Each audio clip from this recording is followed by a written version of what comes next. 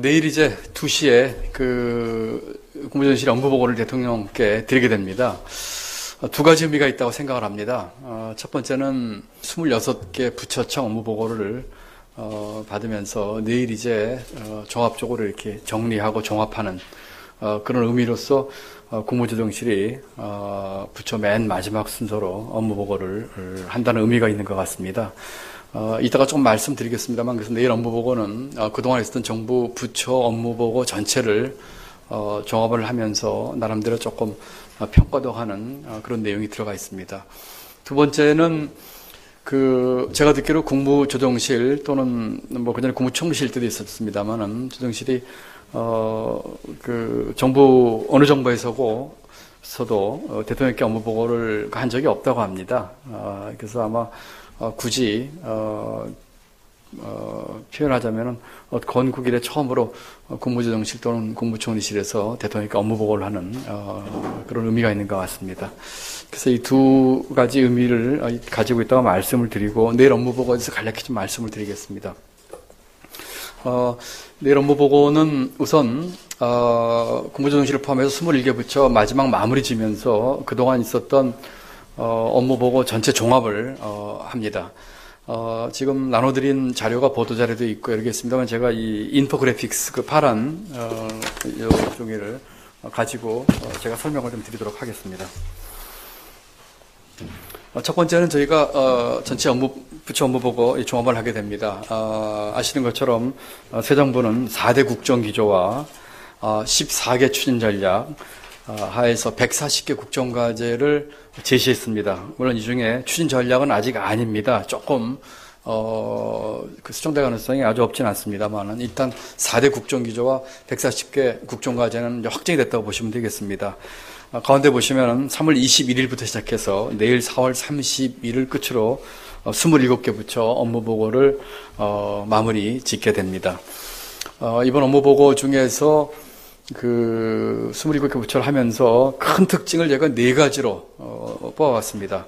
첫 번째는 이번에 전 부처 업무보고가 국정과제를 어떻게 하면 성공적으로 이행할 수 있을까 하는 쪽에 초점이 맞춰졌습니다.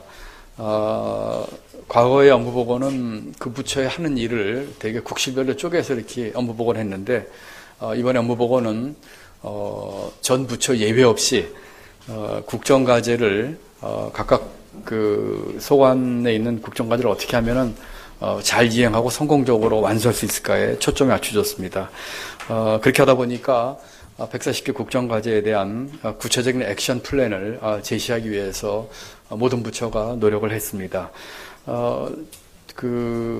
부처의 업무보고 이 풀 텍스트에는 이 140개 과제가 전부 포함되어 있습니다만은, 업무보고 석상에서 대통령께 직접 보고드린 내용은 그 중에 112개 국정과제, 300개 세부 사업을 보고를 드렸습니다. 제가 지금 잠정 아닙니다만 세부 과제가 약 609개로 지금 추산하고 있기 때문에 300개면은 그 중에 절반 정도를 직접 업무보고를 통해서 대통령께 보고를 드렸다, 이렇게 보시면 되겠습니다. 112개 대통령께 직접 보고드린 국정과제 중에서는 경제부흥이 45개의 과제, 국민 행복이 47개 국정과제로 가장 많습니다. 동시에 대통령께서 여러 번 강조를 했지만, 국정 운영의 원칙이 계속적으로 강조가 됐습니다. 국민 중심, 현장 중심, 협업 중심입니다. 두 번째 특징은 국민의 삶의 변화에 중점을 두었다는 점입니다. 아시는 것처럼 국정의 패러다임을 국가 중심에서 국민 중심으로 전환시켰습니다.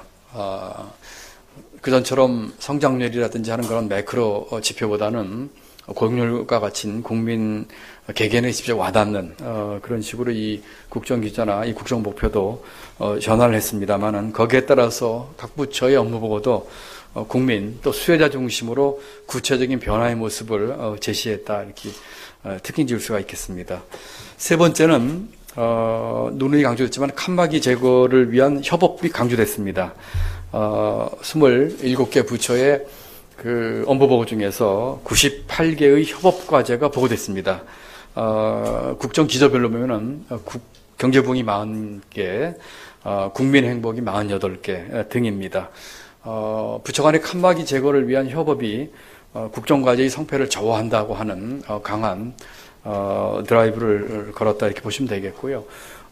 부처 간의 서로의 협조를 통해서 해결할 수 있는 그런 부처 간의 그 협조 과제에서 뿐만 아니라 창조적인 발상이나 이 도전성이 높은 과제까지도 협업 과제로 제시가 됐다 이렇게 보시면 되겠습니다. 또한 그동안에 협업이 좀 필요한데 잘 이루어지지 않았던 부처들을 같이 한 자리에서 이 업무 보고를 하는 점도 하나의 특징입니다. 예를 들면은 국토부와 환경부가 각각 개발과 환경 보존을 목표로 하기 때문에 서로 간에 협업이 많이 필요하지만 그동안에 잘 되지 않았던 부처들이었는데 이번에 같이 보고를 함으로써 이런 식으로 함으로써 부처 간의 이 협업 분위기를 많이 조성했다 할 수 있겠습니다. 오늘 아침에 제가 8시 반에 개성공단 입주기업에 대한 지원대책 정부종합대책반 회의를 주재했습니다. 여러 개 부처 차관들이 참석을 해서 개성공단 입주기업에 대한 구체적인 지원 방안을 논의했습니다만은 회의 마치고 참석했던 그 부처들 차관들 특히 이제 통일부가 더 그렇습니다만 이구동성으로 그 어느 때보다도 협업이 잘 돼서 우리 개성에 입주한 기업들에 대한 지원 대책을 여러 부처가 부처 이기주를 떠나서 정말 진정에 논의했다 이런 얘기를 한 것도 하나 참고를 해주시면 감사하겠습니다. 마지막으로 네 번째는 업무 보고를 통해서 대통령과 이 공직자들 간의 공감과 소통의 장이 마련이 됐다고 생각을 합니다. 물론 대통령 업무보고에 직접 참석한 공직자들이 전체 공직자에서 많은 건 아니겠습니다만은 대부분 부처의 이 간부들은 다 참석을 했고요. 또 국방부 업무보고에서 보는 것처럼 화상 회의를 통해서 아주 오지에서 이 국방을 준수하고 있는 군인들과의 그 대화라든지 이런 등등을 통해서 대통령과 공직자 간의 직접 또는 간접 이 공감과 소통이 자기 마련이 됐다고 생각을 합니다. 조금 구체적으로 말씀드릴 것 같으면은, 저 같은 경우는 이제 부처 업무 보고를 거의 다 참석을 했습니다. 뭐 한두 개 제가 꼭 그 불가피한 일정이 있는 것 외에는 필수 참석, 멤버라 참석을 했는데, 그 느낀 점들이 대통령께서 우선 이 국정 기조나 이 국정 운영의 원칙을 굉장히 반복되는 이렇게 말씀을 하셔서 국정 운영에 대한 그 일관된 메시지를 전달했다 이런 생각이 듭니다. 또 부처 업무 보고를 각 부처 장관들이 보고를 한 뒤에 토론이 있었는데 대통령께서 그 다른 토론 참석자들과 대등하게 토론에 아주 적극적으로 참여를 했습니다. 참여를 하면서 그 현장에서 오신 분들과 대화도 나누고 또 필요한 사안은 구체적인 지시를 또 해서 참석했던 많은 공직자들이 느끼기에 대통령께서 굉장히 디테일에 강하고 상당히 구체적인 지시를 하는구나 하는 생각을 갖게 됐습니다. 또 업무보고의 콘텐츠와는 조금 다른 얘기이긴 합니다만은 끝나고 참석했던 공직자들이 일일이 격려를 하시고 아마 거의 명찰을 보고는 명찰에 있는 그 직책이나 이런 걸 보고 대부분의 경우에 그 사람이 맡고 있는 업무의 내용에 대한 코멘트를 거의 하시는 거를 저는 멀리서 봤는데 상당히 그 공감이 좀 되고 또 대부분의 경우 마치고 오전에 마치고 점심을 이렇게 대접을 하셨습니다.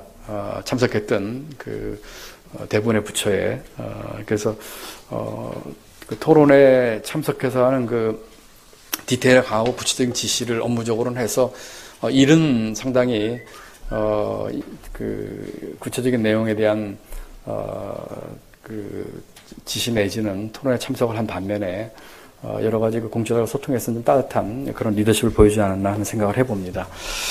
그 업무 보고를 통해서 그 대통령께서는 아직 그 청와대와 조금 더 저희가 협의를 해봐야 되겠습니다만은 내일 국무조정실 업무 보고 전까지 지금까지 모두 79건의 대통령의 지시가 있었습니다. 79건의 지시 중에는 경제부흥이라고 하는 국정규제와 관련된 내용이 37건, 국민행복 국정규제와 관련된 게 29건으로 가장 많았습니다. 우리 국무조정실이 중심이 돼서 대통령의 그 지시사항은 바로 이행할 수 있는 것은 바로 이행할 수 있도록 부처와 함께 노력을 할 예정이고요. 국정기조와 관련된 것들은 국정기조 세부 실천 계획을 만드는 데 반영을 시켜서 할 계획이라는 말씀을 드립니다.